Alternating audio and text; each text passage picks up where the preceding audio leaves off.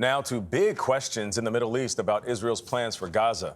Prime Minister Benjamin Netanyahu is under pressure from the U.S. and members of his own cabinet to explain what will happen after the war against Hamas that has flattened much of the territory. MTS Tayyab is in East Jerusalem. MTS, good morning.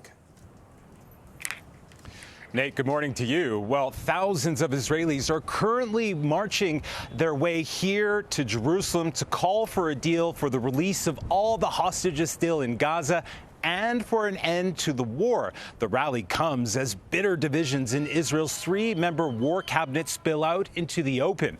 Benny Gantz is threatening to walk out unless there's a plan to hand over post-war control of Gaza from Israel to what's being described as another acceptable power. A plan Yoav Gallant, who's also part of the war cabinet, agrees with. Now, in response, Netanyahu defiantly insisted Israel will maintain open-ended security.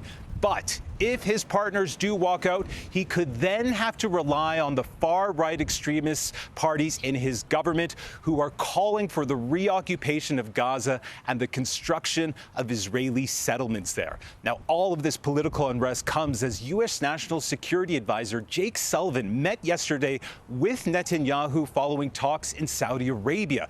Sullivan urged Netanyahu to connect the future of Gaza to a, quote, political strategy, including the potential of a hugely consequential deal that would see the normalization between Saudi and Israel as part of a commitment to pursuing a two-state solution for Israel and the Palestinians, something the Biden administration says is key to lasting peace in the region.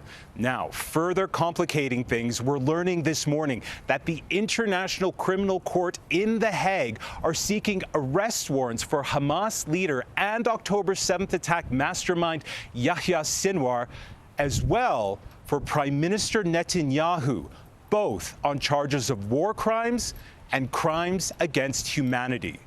Gayle. A lot of information there. Thank you very much, MTS Tayyab, reporting from East Jerusalem.